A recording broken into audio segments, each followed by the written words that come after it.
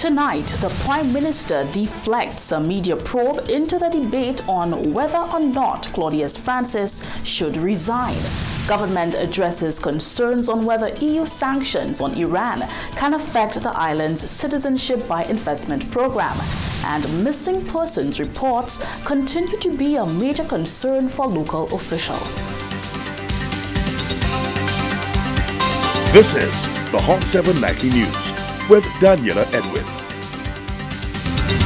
Good evening, it is Monday, February 6th, 2023. I am Daniela Edwin. Welcome to the Hot 7 TV Nightly News. We are on Flow Channel 117, Kiss FM, the Caribbean Hot FM mobile app, and the Caribbean Hot 7 TV Facebook page. Not forgetting those of you using the Hot 7 plug and play antenna, thank you for joining us. Reacting to the outcome of the privileges matter between Speaker of the House, Claudius Francis, and Leader of the Opposition, Allen Chastanet, Prime Minister Honorable Philip G. Pierre noted that the verdict is a clear indication that the principles of separation of powers are upheld in Caribbean society and by extension its court system. In skirting the issue and opposition calls for the resignation of the House Speaker, Pierre deflected by asserting that the judgment reinforces the view that the Caribbean Court of Justice can be trusted as the island's final appellate court. Kerm Nelson has our top story. The nation's leader has joined the debate on the future of Claudius Francis as Speaker of the House of Parliament by providing his assessment of the privileges matter between Francis and Micoud South MP Allen Chastanet. The highly controversial matter came to a close on January 26 when the High Court opined that Speaker Francis was outside his depth to refer to the Committee of Privileges any complaint made by a member of the House of Assembly against another member in respect of privilege or contempt.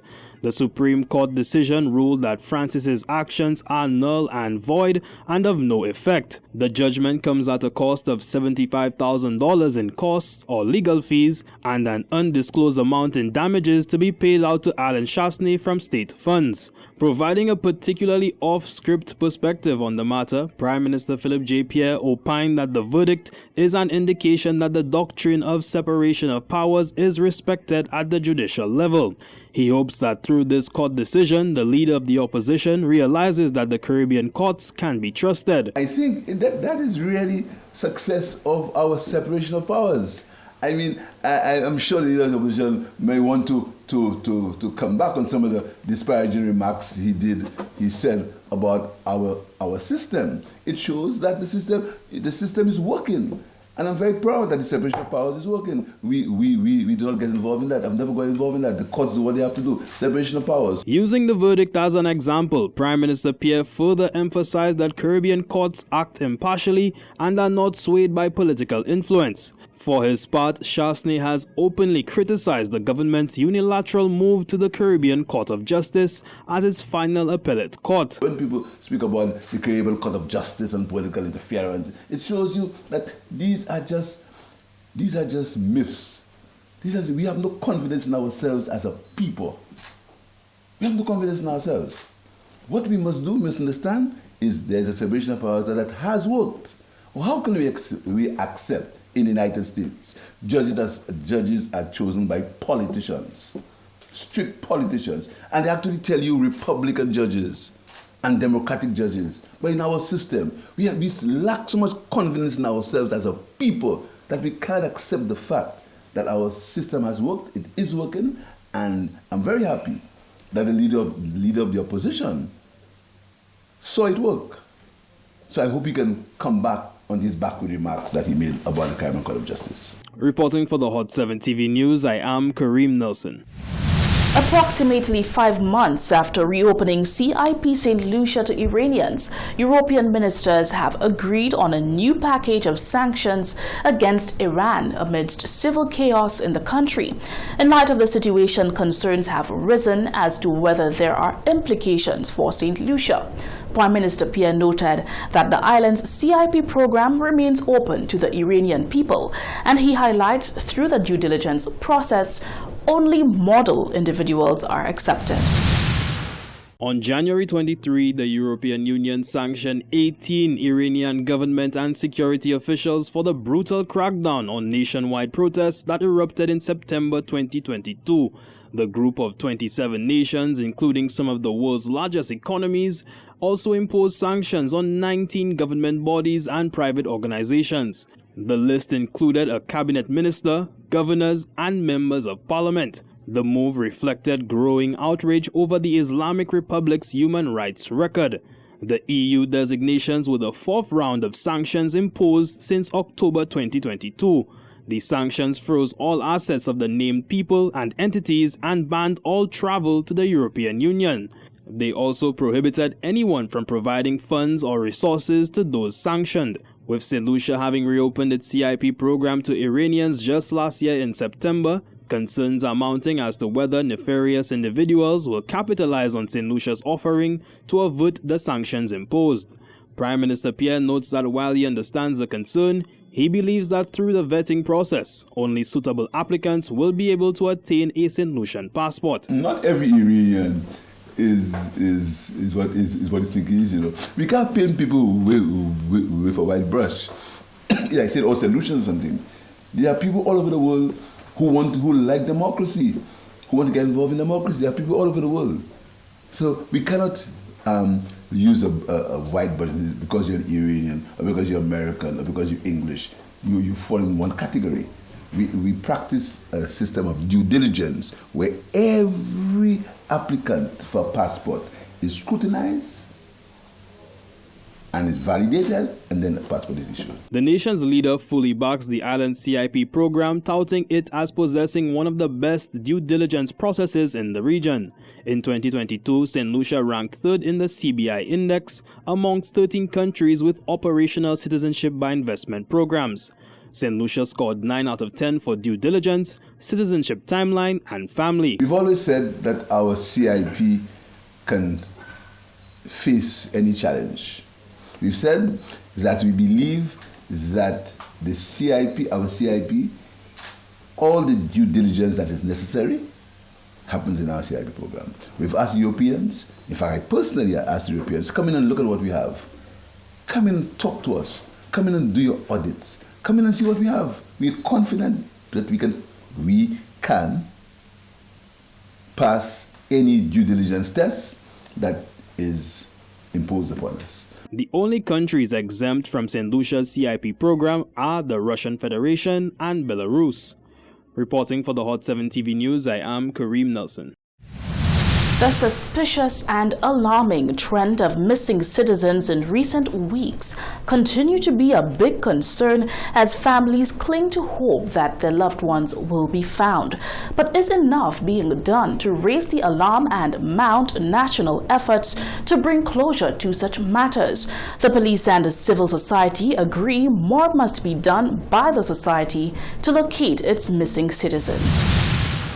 2 sons of St. Lucia are still missing after mysterious disappearances. February 6 marks 1 month since the suspicious disappearance of Omar De Freitas after a night out in Kappa State. It has been 15 days now since 4-year-old Aiden Dola vanished on January 21st in Soufrière. Police investigators continue to piece together evidence while remaining in communication with the affected families. Deputy Police Commissioner Ronald Phillips says the recent spate of disappearance is of grave national concern. Like the family, I'm holding on to hope that some information, something will come up. I noticed that the place of employ of Mr. Omar placed a reward out. I'm encouraging citizens, anyone with information in any of those matters, to please contact the police. If you think that you cannot trust the police, go to a priest, go to a principal, but let us have the information so that we can bring closure to those families. I know that when you have missing loved ones, it is something that's very stressful. I really wish for closure for those families. My heart goes out to the families. It cannot be an easy thing. It must be difficult. It must be painful.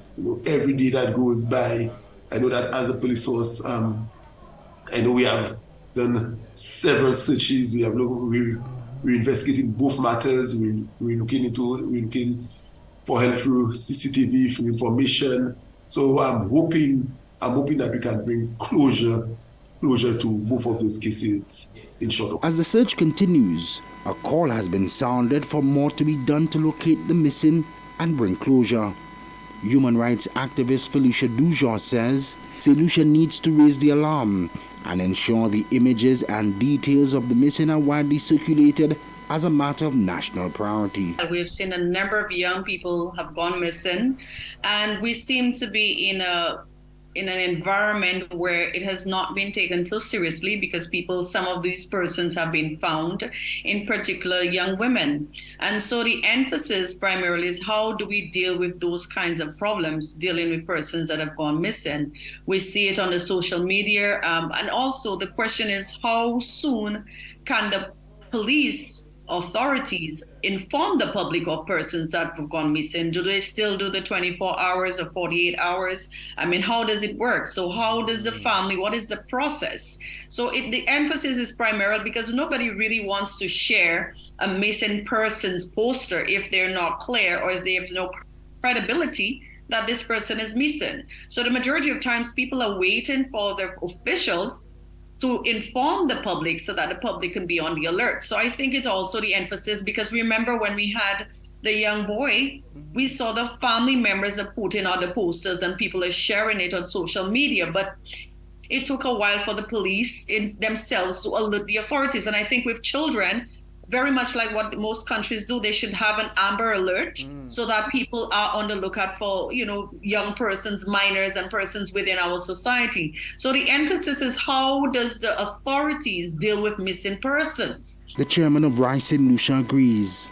Dr. Vina Sherry says society has adopted a lack of sensitivity to missing people cases until it reaches home. He is calling for a rekindling of the age-old adage of being each other's keeper. Anyone with information on the whereabouts of missing Omar De Freitas and Aiden Dollar are encouraged to call the police anonymous hotline at 555. For the Hot 7 TV News, I'm Shannon LeBon.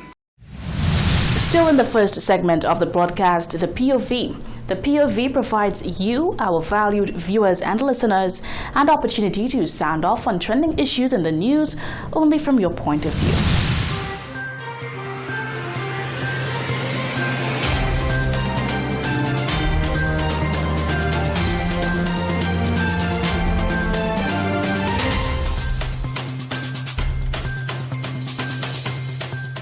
How do you feel about civilians interfering when police are making an arrest? Well, I believe that the police are doing their job, and we supposed to understand that. At the end of the day, if we want our country to be safe and protected, we have to abide by the law, and if we don't abide by the law, let's allow the police to do their job. Well, I think that's a very dangerous thing. They shouldn't be interfering in the police work, because when the police don't do their job, everybody crying, complaining, police not doing this, police not doing that. When police actually take their time, do their work, you all come and interfere. Controversial. Depending on how it's done or the reason for it, they shouldn't interfere. People shouldn't interfere. But in all situations, sometimes some persons are being handled in a way that don't seem right to people. Well, they'll want to step up on the person's behalf. But let the police do their job. If they're not doing it in a manner to affect anybody negatively. I find for me that if somebody called the police to do their job, we should allow them to do whatever we call them to do. So for me, it's not right for them to involve and try and distract them or chase them or be mean to them. For me, it's not right. And these people, they got to behave themselves, and they got to put them in place. Yeah. I just feel it's wrong. When the police is making an arrest, it's because the person has done some criminal acts or they have done something that is against the society. So I think the public should let the police take the action and verify how the thing go, and not they taking it into their own hands. And I think interfering with the police duties is causing conflict, it's causing a lot of problems.